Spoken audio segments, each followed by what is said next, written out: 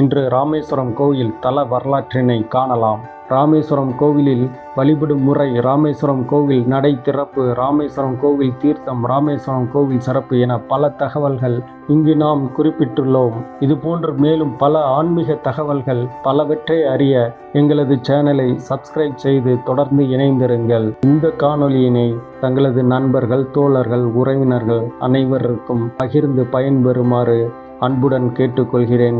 ராமேஸ்வரத்தில் அமைந்துள்ள ராமநாத சுவாமி கோவில் 12 ஜோதிர்லிங்க தலங்களில் ஒன்றாகும். இந்தியாவில் உள்ள மிக முக்கியமான பழமையான பெரிய சிவாலயங்களில் இதுவும் ஒன்றாகும். இக்கோவிலில் பக்தர்கள் பாவங்கள் நீங்க அக்னி தீர்த்தத்தில் நீராடி பின்னர் கோவில் கிணறுகளில் உள்ள 22 தீர்த்தங்களிலும் நீராடுவது வழக்கம். ராமேஸ்வரம் கோவிலின் பிரம்மாண்டமான பிரகாரங்கள் மற்றும் சிற்பக்கலை உலக புகழ் பெற்றவை. இந்துக்களின் புனித யாத்திரை தலங்களில் இதுவும் ஒன்று.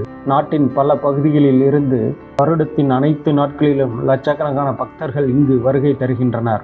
இந்த உலகில் தோன்றிய எந்த ஒரு உயிரும் இறைவன் தோற்றுவித்ததுதான். இதில் மனிதர்கள் உட்பட எந்த ஒரு விலங்கை கொன்றாலும் கொன்றது இறைவனாகவே இருந்தாலும் அந்த பாவச் செயலின் வினைகளில் இருந்து தப்ப முடியாது. அப்படி சிறந்த சிவபக்தனான ராவணனை கொன்றதால் ஏற்பட்ட பிரம்மஹத்தி தோஷத்தை அயோத்திய அரசன் ஸ்ரீ ராமச்சந்திரமூர்த்தி போக்கிக் கொண்ட ராமேஸ்வரம் அருள்மிகு ஸ்ரீ ராமநாத சுவாமி கோவிலை பற்றி சில தகவல்களை இங்கு தெரிந்து கொள்ளலாம்.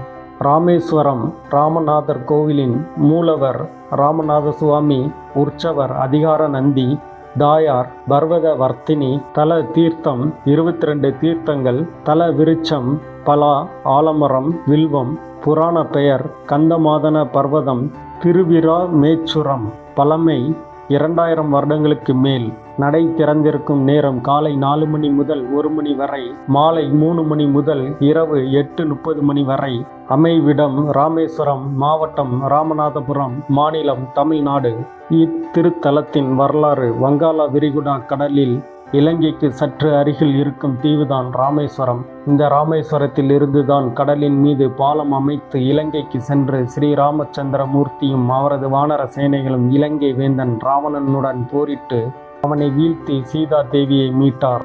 மிகவும் பழமையான கோவிலான இதன் தெய்வம் சிவபெருமான் ஆவார். ஸ்ரீ ராமச்சந்திரமூர்த்தி இவரை வழிபட்டு பலன் பெற்றதால் ராமநாதர் என்று அழைக்கப்படுகிறார். அம்பாள் பர்வத வர்த்தினி என போற்றப்படுகிறாள். ராமாயணத்தில் சீதையை இலங்கைக்கு கவர்ந்து சென்ற இலங்கேஸ்வரனான ராவணனை போரில் கொன்றதால் ஸ்ரீ ராமச்சந்திரமூர்த்தியை பிரம்மஹத்தி தோஷம் பற்றியது. இந்த தோஷத்தை நீக்க வட பாரதத்தில் இருந்து சிவலிங்கத்தை கொண்டு வந்து இங்கு பிரம்மஹத்தி தோஷத்திற்கு பரிகார பூஜை செய்ய நினைத்தார் ஸ்ரீராமர். லிங்கத்தை கொண்டு